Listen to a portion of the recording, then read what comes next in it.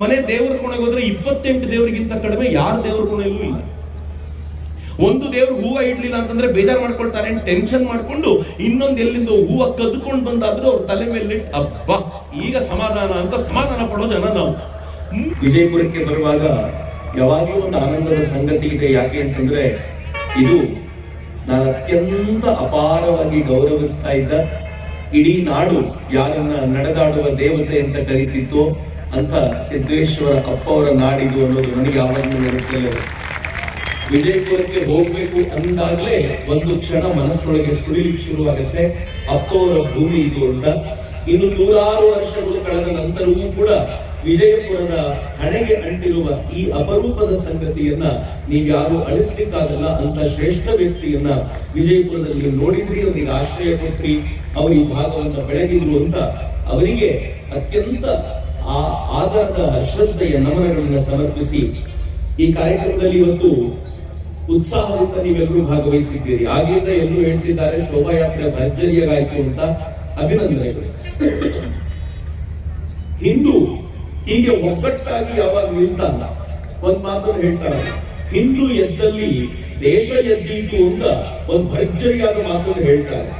ಈಗ ನನಗನ್ಸುತ್ತೆ ವಿಜಯಪುರ, ನಾನು ಸರಳವಾಗಿ ಅದನ್ನೇ ನಿಮ್ಗೆ ಹೇಳಲಿಕ್ಕೆ ಇಚ್ಛೆ ಪಡ್ತೀನಿ. ಇವತ್ತು ಕಾರ್ಯಕ್ರಮದ ಆರಂಭದಲ್ಲಿ ಒಂದು ವೇದ ಘೋಷ ಆಯ್ತು. ಈ ವೇದ ಘೋಷ ಹುಟ್ಟಿ ಎಷ್ಟು ವರ್ಷ ಆಗಿರ್ಬೋದು ಅಂತ ಅಂದಾಜು?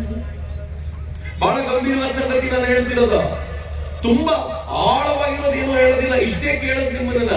ಈ ವೇದ ಘೋಷ ಏನಿವತ್ ಬಂದಂತ ಇಲ್ಲಿನ ವೇದ ಮಂತ್ರವನ್ನ ಹೇಳಿದ್ರು, ವರ್ಷ ಆಯ್ತು, 10,000 ವರ್ಷ. ಮಿತ್ರ, 3 ತಿಂಗಳ ಹಿಂದೆ ಯಾರು ಏನ್ ಮಾತಾಡಿದ್ರು ನೆನಪಿರೋದಿಲ್ಲ. ಹೋದ್ವಾರ ನಾನು ಏನ್ ಹೇಳಿದೆ ಅಂತ ನಮಗೆ ನೆನಪಿರೋದಿಲ್ಲ.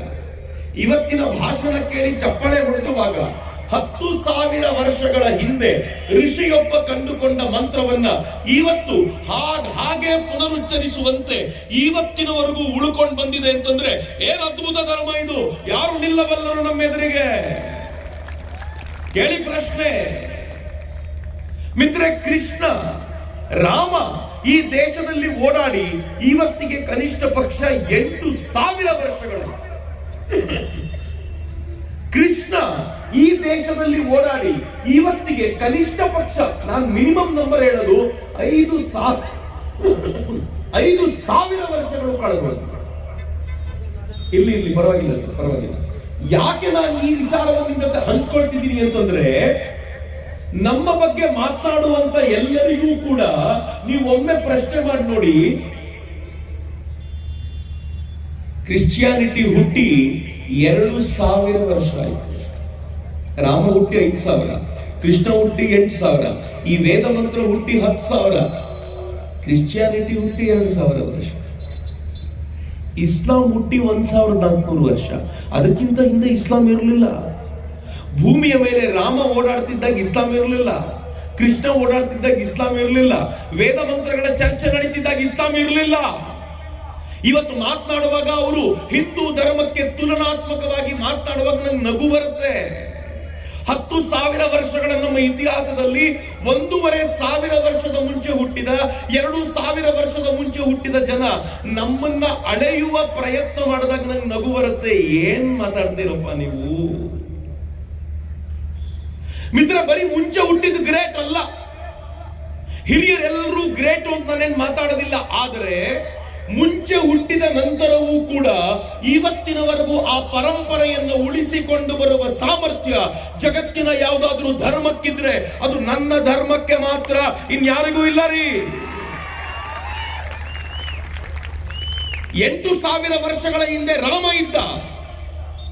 ಇವತ್ತಿಗೂ ನಮ್ಮ ಮನೇಲಿ ನಮ್ಮ ಮಕ್ಕಳಿಗೆ ರಾಮ ಅಂತ ಹೆಸರಿಡ್ತೀವಿ, ಸೀತಾರಾಮ ಅಂತ ಕರಿತೀವಿ, ಜಾನಕಿ ರಾಮ ಅಂತ ಕರಿತೀವಿ. ರಾಮನಿಗೆ ಇನ್ನೊಬ್ಬ ತಮ್ಮ ಹುಟ್ಟಿದ್ರೆ ಲಕ್ಷ್ಮಣ ಅಂತಾನೆ. ಅವನ ಜೊತೆಗೆ ಇನ್ನೊಬ್ಬ ಮಗ ಏನಾದ್ರೂ ಗಂಡು ಮಗ ಆಗ್ಬಿಟ್ರೆ ಅವನ್ ಭರತನೇ ಆಗಬೇಕು. ರಾಮನಿಗೆ ಏನಾದ್ರೂ ಅವಳಿ ಜವಳಿ ಹುಟ್ಟಿದ್ರೆ 100% ಲವಕುಶರೇ.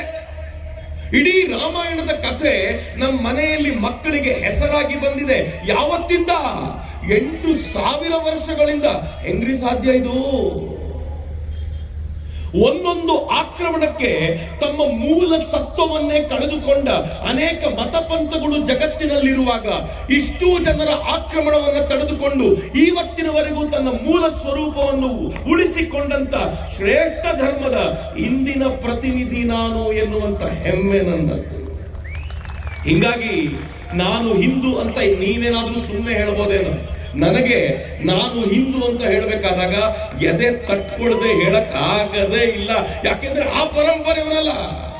ಯಾವ ಪರಂಪರೆ ನಂದು? ವಿಶ್ವಾಮಿತ್ರರ ಪರಂಪರೆ. ಯಾವ ಪರಂಪರೆ ನಂದು? ರಮಾನಂದರ ಪರಂಪರೆ. ಯಾವ ಪರಂಪರೆ ನಂದು? ಸಂತ ಕಬೀರರ ಪರಂಪರೆ. ಯಾವ ಪರಂಪರೆ ನಂದು? ಇಲ್ಲಿ ಈ ನೆಲದ ಮೇಲೆ ಓಡಾಡಿದ ಶರಣರ ಪರಂಪರೆ. ನಾನು ಯಾಕ್ರಿ ತಲೆ ತಗ್ಗಿಸಿ ನಿಲ್ಬೇಕು? ಜಗತ್ತಿನ ಮುಂದೆ ಎದೆ ಎತ್ತಿ ನಿಂತು ಹೇಳ್ತೀನಿ, ನಾನು ಹಿಂದೂ. ಇದೇ ಅಧಿಕಾರವಾಣಿಯಿಂದ 30 ವರ್ಷದ ಒಬ್ಬ ತರುಣ ಅಮೆರಿಕದ ವೇದಿಕೆಯ ಮೇಲೆ ದೊಡ್ಡ ಪ್ರಮಾಣದ ಭಾಷಣಕಾರರು ಎದುರುಗಡೆ 7,000 ಜನ ನಿಂತಿದ್ರು. ಆ ಜನರ ಮುಂದೆ ನಿಂತ್ಕೊಂಡು ಏನ್ ಹೇಳಿದ ಗೊತ್ತಾ? ನಾನು ಸ್ವಾಮಿ ವಿವೇಕಾನಂದರ ಬಗ್ಗೆ ಮಾತನಾಡ್ತಿದ್ದೀನಿ. 30ನೇ ವರ್ಷಕ್ಕೆ ಅಮೆರಿಕದ ವೇದಿಕೆ ಮೇಲೆ ನಿಂತ್ಕೊಂಡು ಏನ್ ಹೇಳಿದ್ರು ಗೊತ್ತಾ?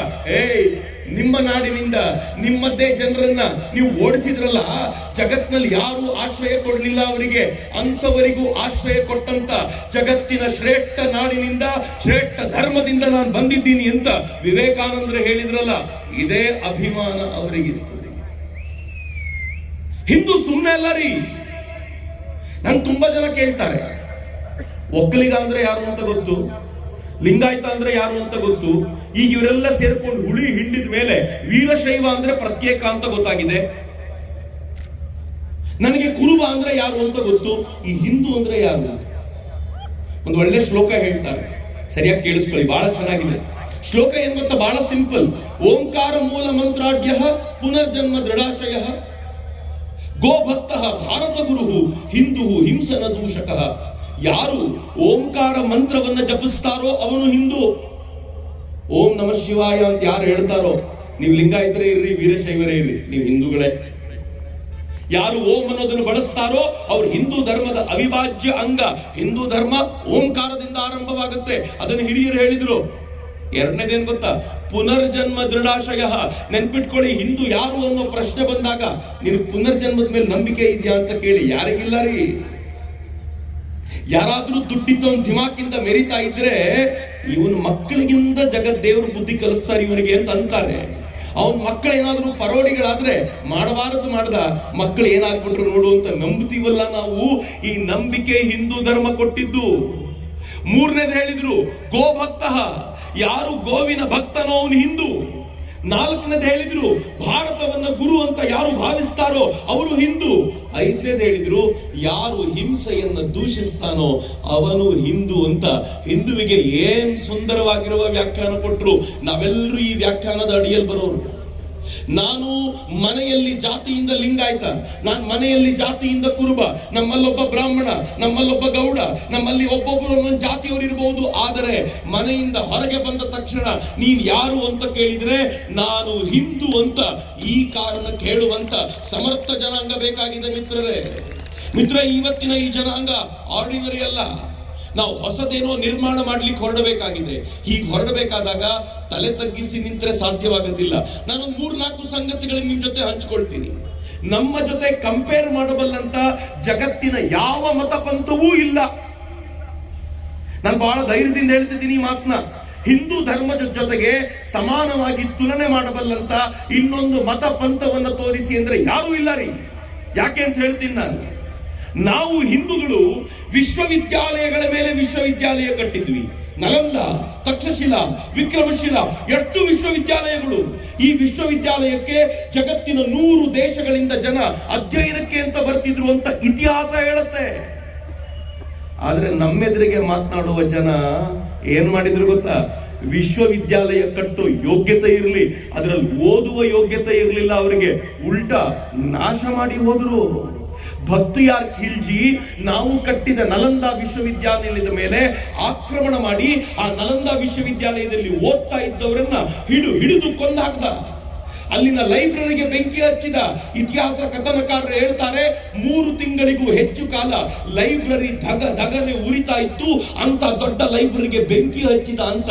ನಾವು ವಿಶ್ವವಿದ್ಯಾಲಯ ಕಟ್ಟುವವರು, ಅದಕ್ಕೆ ಬೆಂಕಿ ಹಚ್ಚುವವರು ಇವರು ನಮಗೆ ಸಮಾನರ? ಇದು ಅವತ್ತಿನ ಕಥೆ ಅಂತ ಭಾವಿಸಬೇಡಿ. ಇವತ್ತಿಗೂ ಕೂಡ, ಇವತ್ತಿಗೆ ಇತ್ತೀಚೆಗೆ ಅಫ್ಘಾನಿಸ್ತಾನದ ವಿದೇಶಾಂಗ ಮಂತ್ರಿ ಒಂದು ಮಾತು ಹೇಳಿದ್ರು. ಅಫ್ಘಾನಿಸ್ತಾನದವರು ಯಾರಾದ್ರೂ ಈ ನಡುವೆ ಇದ್ರೆ, ಮುಸಲ್ಮಾನರು ಕೂತಿದ್ರೆ ಕೇಳಿಸ್ಕೊಳ್ಳಿ. ಅಫ್ಘಾನಿಸ್ತಾನದ ವಿದೇಶಾಂಗ ಮಂತ್ರಿ ಏನ್ ಹೇಳಿದ್ರು ಗೊತ್ತಾ? ನಾವು ಭಾರತವನ್ನ ಪ್ರೀತಿಸದೇ ಇರೋದು ಹೇಗೆ ಸಾಧ್ಯ? ಭಾರತೀಯರು ನಮಗೆ ಆಂಬ್ಯುಲೆನ್ಸ್ಗಳನ್ನು ಕೊಡ್ತಾರೆ, ಪಾಕಿಸ್ತಾನದವರು ಈ ಆಂಬ್ಯುಲೆನ್ಸ್ಗಳನ್ನ ನಾಶ ಮಾಡ್ತಾರೆ. ಅದಕ್ಕೆ ನಮಗೆ ಪಾಕಿಸ್ತಾನ ಕಂಡ್ರೆ ವಿರೋಧ, ಭಾರತವನ್ನ ಕಂಡ್ರೆ ಪ್ರೀತಿ ಅಂತ ಅಫ್ಘಾನಿಸ್ತಾನದ ತಾಲಿಬಾನಿಗಳು ಹೇಳೋದು. ನನ್ನ ಹಿಂದೂ ಧರ್ಮ ಜೊತೆ ಕಂಪೇರ್ ಮಾಡ್ತೀರಾ ಇವರನ್ನ? ಮಿತ್ರ, ಹಿಂದೂ ಧರ್ಮ ಏನು ಕೊಡ್ತು ಜಗತ್ತಿಗೆ? ಉಪನಿಷತ್ತುಗಳನ್ನು ಕೊಡ್ತು. ಯಾವ ಉಪನಿಷತ್ತು? ಬ್ರಹ್ಮನನ್ನ ಅರಸೋದಕ್ಕೆ ಬೇಕಾಗಿರುವಂತ ಶ್ರೇಷ್ಠ ಮಾರ್ಗವನ್ನ ಹೇಳುವಂತ ಉಪನಿಷತ್ತು. ಜಗತ್ತಿನ ಶ್ರೇಷ್ಠ ಜ್ಞಾನಿಗಳೆಲ್ಲ ಭಾರತದ ಈ ಉಪನಿಷತ್ತಿಗೆ ನತಮಸ್ತಕರಾದರು. ಒಂದಾದ್ರೂ ಉಪನಿಷತ್ತಿನಲ್ಲಿ ಯಾರು ಶಿವನನ್ನ ಒಪ್ಪೋದಿಲ್ವೋ ಅವರನ್ನ ಕೊಂದು ಬಿಡಿ ಅಂತ ಹೇಳೋದನ್ನು ಕೇಳಿದ್ದೀರೇನು? ಯಾವುದಾದ್ರೂ ಒಂದು ಉಪನಿಷತ್ತಿನಲ್ಲಿ ಯಾರು ರಾಮನನ್ನ ಒಪ್ಪೋದಿಲ್ವೋ ಅವನನ್ನು ಕೊಂದು ಬಿಡಿ ಅಂತ ಹೇಳೋದನ್ನು ಕೇಳಿದ್ದೀರೇನು? ಮಿತ್ರೆ, ಜಗತ್ತಿಗೆ ಶ್ರೇಷ್ಠ ಸಂದೇಶವನ್ನ ಕೊಟ್ಟವರು ನಾವು. ಆದ್ರೆ ಇನ್ನೂ ಕೆಲವು ಮತಗಳಿವೆ. ಯಾರು ನನ್ನ ದೇವರನ್ನ ಒಪ್ಪೋದಿಲ್ವೋ ಅವರ ತಲೆಯನ್ನ ಕಡೀರಿ ಅಂತ ಹೇಳುವಂತ ಅನೇಕ ಮತಗ್ರಂಥಗಳು ಜಗತ್ತಿನ ಅನೇಕ ಕಡೆ ಹುಟ್ಟಿವೆ. ಆದ್ರೆ ಹಿಂದೂ ಧರ್ಮ ಒಂದೇ, ಎಲ್ಲರನ್ನೂ ಸಮಾನವಾಗಿ ಕಾಣುವಂತ ಧರ್ಮ. ಈ ಧರ್ಮದ ಬಗ್ಗೆ ಹೆಮ್ಮೆ ಬೇಡವೇನು ಮಿತ್ರರೇ? ಮಿತ್ರ, ನನ್ನ ಧರ್ಮ ಎಂತದ್ದು ಅಂತಂದ್ರೆ, ಅಕ್ಕ ಬಹಳ ಚೆನ್ನಾಗಿ ಹೇಳಿದ್ರು, ಸ್ತ್ರೀಯರನ್ನ ದೇವರು ಅಂತ ಕಾಣುವ ಧರ್ಮ. ಹೇಗೆ? ಭೂಮಿ ನಮ್ಮನ್ನ ಹೊರತಾನೆ ಅನ್ಲಿಲ್ಲ ನಾವು. ನಮಗೆ ಅತ್ಯಂತ ಪ್ರೀತಿ, ನಮ್ಮನ್ನ ಕಾಪಾಡುವಂತವಳಾದ್ರಿಂದ ಅವಳಿಗೆ ಪ್ರತಿದಿನ ನಮಸ್ಕಾರ ಮಾಡಿ ಅಮ್ಮ ಅಂತ ಕರಿತೀವಿ. ನದಿಯ ನೀರು ನಮಗೆ ಜೀವವನ್ನ ಕೊಡುತ್ತೆ, ಜೀವನವನ್ನ ಕೊಡುತ್ತೆ, ಅವಳನ್ನ ತಾಯಿ ಅಂತ ಕರೆದ್ವಿ. ಗೋವು ನಮಗೆ ಹಾಲನ್ನು ಕೊಟ್ಟು ಕಾಪಾಡ್ತಾಳೆ, ಹೀಗಾಗಿ ಗೋವನ್ನ ತಾಯಿ ಅಂತ ಕರೆದು ಪೂಜಿಸಿದ್ವಿ. ಯಾವುದರಿಂದ ಉಪಕಾರ ಪಡಿತೀವೋ ಅದರಲ್ಲೆಲ್ಲ ಮಾತೃ ಸ್ವರೂಪವನ್ನ ಕಂಡಂತ ಶ್ರೇಷ್ಠ ಜನಾಂಗರಿ ನಮ್ದು. ಆದ್ರೆ ನಮ್ ಜೊತೆ ಕಂಪೇರ್ ಮಾಡುವಂತವ್ರು ಯಾರು? ಮಿತ್ರ, ಅಲ್ಲಾವುದ್ದೀನ್ ಖಿಲ್ಜಿ ಅಂತ ಒಬ್ಬ ಬಂದ. ಅಲ್ಲಾವುದ್ದೀನ್ ಖಿಲ್ಜಿ ಭಾರತಕ್ಕೆ ಬಂದು ಏನ್ ಮಾಡಿದ ಗೊತ್ತಾ? ಅವನು ಇಲ್ಲಿನ ರಾಜರುಗಳನ್ನ ಧ್ವಂಸ ಮಾಡ್ತಾ ಹೋದ. ರಾಣಿ ಪದ್ಮಿನಿಯ ಮೇಲೆ ಮನಸ್ಸಾಯ್ತು ಅವನಿಗೆ. ರಾಣಿ ಪದ್ಮಿನಿಯನ್ನ ಪಡ್ಕೋಬೇಕು ಅಂತ ಪದ್ಮಿನಿಯ ಗಂಡ ರಾಜ ಭೀಮಸಂಗನ ಜೊತೆಗೆ ಹೋರಾಟ ಮಾಡ್ಲಿಕ್ಕೆ ಅಂತ ನಿಂತ. ಮೊದಲನೇ ಯುದ್ಧದಲ್ಲಿ ಅವನಿಗೆ ಸಾಕಷ್ಟು ಪೆಟ್ಟಾಯ್ತು. ಹೀಗಾಗಿ ಅವನು ಸಂಧಾನಕ್ಕೆ ಅಂತ ಹೋದ. ಸಂಧಾನ ಏನ್ ಮಾಡ್ಕೊಂಡ ಗೊತ್ತಾ? ನಿನ್ ಹೆಂಡತಿ ಮುಖ ಒಂದ್ಸಲ ತೋರಿಸು ಅಂತ. ಛೀ! ಪರಸ್ತ್ರೀ ಆಗಿರುವಂತ ರಾಣಿ ಪದ್ಮಿನಿಯ ಮುಖವನ್ನ ನೋಡಬೇಕು ಅಂತ ಅಲ್ಲಾವುದ್ದೀನ್ ಖಿಲ್ಜಿ ಕೇಳೋದು. ಹೇಗೋ ಕನ್ನಡಿಗಳಲ್ಲಿ ಅವಳು ಮುಖ ನೋಡಿದ ಮೇಲೆ ನಿದ್ದೆ ಬರಲಿಲ್ಲ ಇವನಿಗೆ. ಹೇಗಾದ್ರೂ ಮಾಡಿ ಇವಳನ್ನ ನನ್ನ ಪತ್ನಿಯನ್ನಾಗಿಸಿಕೊಳ್ಳಬೇಕು ಅಂತ ಪ್ರಯತ್ನ ಪಟ್ಟ. ರಾಣಿ ಪದ್ಮಿನಿಯನ್ನ ರಾಜ ಕೊಟ್ಟಿದ್ರೆ ಯುದ್ಧವೇ ಇರ್ತಿರ್ಲಿಲ್ಲ. ಆದ್ರೆ ರಾಜ ಹೇಳಿದ, ಈ ನಾಡಿನಲ್ಲಿ ಪ್ರತಿಯೊಬ್ಬ ಹೆಣ್ಣು ಮಕ್ಕಳ ಮಾನ ರಕ್ಷಣೆಗೋಸ್ಕರ ಪುರುಷರು ತಮ್ಮನ್ನು ತಾವು ಸಮರ್ಪಿಸಿಕೊಳ್ತಾರೆ, ನಾವೆಲ್ಲರೂ ಕಾದಾಡ್ತೀವಿ ಹೊರತು ನಿನ್ನ ಮಾನಕ್ಕೆ ಭಂಗ ಬರ್ಲಿಕ್ಕೆ ಬಿಡೋದಿಲ್ಲ ಅಂತ ಇಡೀ ರಾಜ್ಯದ ಜನ ಒಂದಾದ್ರು. ಅಲ್ಲಾವುದ್ದೀನ್ ಖಿಲ್ಜಿ ಜೊತೆಗೆ ಹೋರಾಟಕ್ಕೆ ನಿಂತರು. ಮೋಸ ಮಾಡಿ ಮತ್ತೊಮ್ಮೆ ಸಂಧಾನ ಮಾಡ್ತೀನಿ ಅಂತ ಕರ್ಕೊಂಡು ಬಂದು ಅಲ್ಲಾವುದ್ದೀನ್ ಖಿಲ್ಜಿ ರಾಜನನ್ನ ಕೊಂದು ಬಿಟ್ಟ. ರಾಣಿ ಏನ್ ಮಾಡಿದ್ಲು ಗೊತ್ತಾ? ಈ ಪಾಪಿಗಳ ಕೈಗೆ ಸಿಗೋಕ್ಕಿಂತ ಪ್ರಾಣವನ್ನ ಅರ್ಪಣೆ ಮಾಡೋದು ಒಳ್ಳೆಯದು ಅಂತ ದೊಡ್ಡ ಚಿತೆಯನ್ನ ನಿರ್ಮಾಣ ಮಾಡಿ ತನ್ನ ಜೊತೆಯಲ್ಲಿರುವಂತ ಎಲ್ಲ ಹೆಣ್ಣು ಮಕ್ಕಳಿಗೆ ಹೇಳಿದ್ರು, ನಾನಂತೂ ಚಿತೆಗೆ ಆಹುತಿ ಆಗ್ತೀನಿ, ಈ ಪಾಪಿಗಳಿಗೆ ನನ್ನ ಭಸ್ಮವೂ ಸಿಗದಂತೆ ಮಾಡ್ತೀನಿ, ನೀವು ನನ್ನ ಜೊತೆ ಯಾರ್ಯಾರಿಗೆ ಅದೇ ಆಸೆ ಇದೆಯೋ ಬನ್ನಿ, ಇಲ್ಲದೇವರು ಉಳ್ಕೊಳ್ಬಹುದು ಅಂತ ಸಾವಿರ ಸಂಖ್ಯೆಯಲ್ಲಿ ಹೆಣ್ಣು ಮಕ್ಕಳು ಚಿತೆಗೆ ಅರ್ಪಣೆಯಾದ್ರು. ಮಿತ್ರರೇ, ಈ ಮತ ನಮ್ಮ ಜೊತೆ ಕಂಪೇರ್ ಮಾಡದ. ಇವತ್ತಿಲ್ಲಿ ತಾಯಂದ್ರು ಕೂತಿದ್ದೀರಲ್ಲ, ಹಿಂದುವಾಗಿರೋದಕ್ಕೆ ಹೆಮ್ಮೆ ಪಡಿ. ಯಾಕೆ ಅಂತಂದ್ರೆ ನಿಮ್ ಮುಖ ಯಾರು ಮುಚ್ಕೊಂಡಿಲ್ಲ ರೀ. ಈ ವಿಶಾಲವಾದ ಕಾರ್ಯಕ್ರಮಕ್ಕೆ ನೀವು ಬರಬೇಕು ಅಂತ ಯಾರು ಕರೆದಿಲ್ಲ, ನೀವು ಬರಬಾರ್ದು ಅಂತ ಯಾರು ಹೇಳಿಲ್ಲ. ನಾವೆಲ್ಲರೂ ಜೊತೆಯಲ್ಲಿ ಸೇರ್ಕೊಂಡು ಕೂತಿದ್ದೀವಿ. ಆದ್ರೆ ಒಂದು ಕಾಲ ಇತ್ತು ಈ ದೇಶದಲ್ಲಿ, ಉತ್ತರ ಕರ್ನಾಟಕದಲ್ಲಿ ಈಗಲೂ ಕೆಲವು ಹೆಣ್ಮಕ್ಳು ಮುಖ ಮುಚ್ಕೊಳ್ತಾರೆ ಸ್ವಲ್ಪ ಮಟ್ಟಿಗಾದ್ರು. ಯಾಕೆ ಗೊತ್ತಾ? ಎಲ್ಲೆಲ್ಲಿ ಈ ಆಕ್ರಮಣಕಾರಿ ಅಯೋಗ್ಯರು ಬಂದು ತಮ್ಮ ಆಳ್ವಿಕೆ ನಡೆಸಿದ್ರು ಅಲ್ಲೆಲ್ಲ ಅವರಿಗೆ ಮುಖ ತೋರಿಸಿದಂತೆ ಮುಚ್ಚಿಕೊಳ್ಳುವ ಸಂಪ್ರದಾಯ ಶುರುವಾಗ್ಬಿಡ್ತು. ಈ ದೇಶಕ್ಕೆ ಬಂದಂತ ಮೊಹಮ್ಮದ್ ಗೋರಿ, ಮೊಹಮ್ಮದ್ ಘಜ್ನಿಯರು ಈ ದೇಶದಿಂದ ಎಷ್ಟು ಹೆಣ್ಣು ಮಕ್ಕಳನ್ನ ಅಪಹರಿಸಿಕೊಂಡು ಹೋದ್ರು ಗೊತ್ತಾ? ನಾನು ಇತಿಹಾಸದ ಪುಟಗಳನ್ನು ಓದುವಾಗ ಕಣ್ಣೀರಿಲ್ಲದೆ ಓದುವ ಪ್ರಮೇಯವೇ ಇಲ್ಲ. ಇಲ್ಲಿಂದ ಹೆಣ್ಣು ಮಕ್ಕಳನ್ನ, ಸುಂದರಿಯನ್ನ ಕರ್ಕೊಂಡೋಗಿ ಅರಬ್ಬರ ಸಂತೆಗಳಲ್ಲಿ ಮಾರಾಟಕ್ಕೆ ಅಂತ ನಿಲ್ಲಿಸ್ತಿದ್ರು, ಬಾಗ್ದಾದಿನ ಸಂತೆಗಳಲ್ಲಿ ಮಾರಾಟಕ್ಕೆ ಅಂತ ನಿಲ್ಲಿಸ್ತಿದ್ರು. ಮೊದಲು ಹೆಣ್ಣು ಮಕ್ಕಳನ್ನ ಬಹಳ ದೊಡ್ಡ ಬೆಲೆ ಕೊಟ್ಟು ಕೊಂಡುಕೊಂಡ್ರು, ಆಮೇಲೆ ಸಂಖ್ಯೆ ಜಾಸ್ತಿ ಆದಾಗ ಕೊಂಡುಕೊಳ್ಳೋರು ಇಲ್ಲದೆ ಹೋದ್ರು. ಇತಿಹಾಸಕಾರರು ಏನ್ ಹೇಳ್ತಾರೆ ಗೊತ್ತಾ? ನಮ್ಮ ಹೆಣ್ಣು ಮಕ್ಕಳ ಮೈ ಮೇಲಿನ ಬಟ್ಟೆಯನ್ನ ಬಿಚ್ಚಿ ಸಾಲಾಗಿ ನಿಲ್ಲಿಸ್ತಿದ್ರು. ಕೊಂಡುಕೊಳ್ಬೇಕಾದವನು ಬಂದು ಅವರ ಮರ್ಮಾಂಗಗಳನ್ನು ಮುಟ್ಟಿ ನೋಡಿ 2 ದಿರ್ಹಾಮಗಳಿಗೆ ಹೆಣ್ಣು ಮಕ್ಕಳನ್ನ ಕೊಂಡುಕೊಂಡದ್ದಿದೆ ಅಂತ ಕೇಳುವಾಗ ರಕ್ತ ಕುದಿಯೋದಿಲ್ವೇನ್ರಿ? ಮಿತ್ರ, ನನ್ನ ದೇಶ ಸುಮ್ಮನೆ ಉಳ್ಕೊಂಡಿದ್ದಲ್ಲ ರೀ.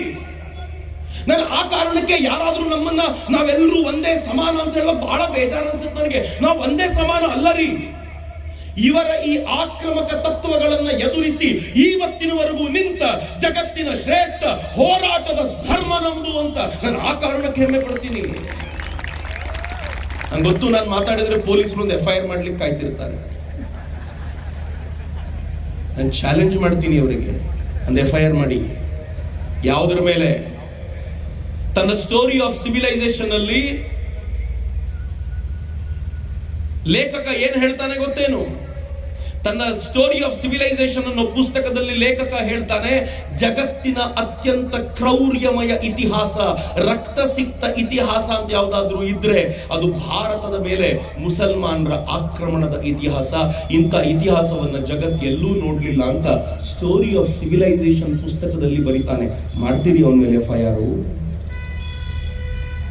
ಬಾಬಾ ಸಾಹೇಬರು ಹೇಳಿದ್ರು, ಮೊಹಮ್ಮದ್ ಬಿನ್ ಕಾಸಿಮನ ಆಕ್ರಮಣ ಆದಾಗ ಬಾಬಾ ಸಾಹೇಬರ ಮಾತಿದು, 50,000 ಜನ ಭಕ್ತರನ್ನ ನಿರ್ದಯವಾಗಿ ಹತ್ಯೆ ಮಾಡಿದ, ರಕ್ತದಿಂದ ತುಂಬಿ ಹೋಯ್ತು ಆ ಭಾಗವೆಲ್ಲ ಅಂತ ಬಾಬಾ ಸಾಹೇಬರು ತಮ್ಮ ಥಾಟ್ಸ್ ಆನ್ ಪಾಕಿಸ್ತಾನ್ ಪುಸ್ತಕದಲ್ಲಿ ಹೇಳ್ತಾರೆ.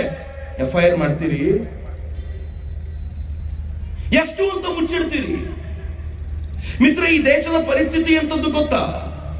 ನನ್ನ ಜೊತೆ ಭಾರತದ ಈ ಧರ್ಮವನ್ನ, ಹಿಂದೂ ಧರ್ಮವನ್ನ ಜಗತ್ತಿನ ಇತರೆ ಮತಗಳೊಂದಿಗೆ ಕಂಪೇರ್ ಮಾಡ್ಲಿಕ್ಕೆ ಹೊರಟಾಗ ಅನೇಕರು ಹೇಳ್ತಾರೆ, ನಾನೆಂತೂ ಹೆಮ್ಮೆಯಿಂದ ಹೇಳ್ತೀನಿ, ಭಾರತ ಜಗತ್ತಿಗೆ ಏನ್ ಕೊಡ್ತು? ವಿಶ್ವಾಮಿತ್ರರನ್ನು ಕೊಡ್ತು, ಅತ್ರಿಯರನ್ನು ಕೊಡ್ತು, ಭರದ್ವಾಜರನ್ನು ಕೊಡ್ತು, ರಮಾನಂದರನ್ನು ಕೊಡ್ತು, ಕಬೀರರನ್ನ ಕೊಡ್ತು. ನಾವು ರಾಮಕೃಷ್ಣರನ್ನ ಕೊಟ್ವಿ, ವಿವೇಕಾನಂದರನ್ನ ಕೊಟ್ವಿ, ನಾವು ಶ್ರದ್ಧಾನಂದರನ್ನ, ದಯಾನಂದರನ್ನ ಕೊಟ್ವಿ, ನಾವು ಶರಣರನ್ನ, ಬಸವಣ್ಣನವರನ್ನ, ಅಲ್ಲಮ್ಮ ಪ್ರಭುಗಳನ್ನ, ಅನೇಕ ಶರಣರನ್ನ ಕೊಟ್ವಿ. ನೀವೇನಪ್ಪ ಕೊಟ್ರಿ?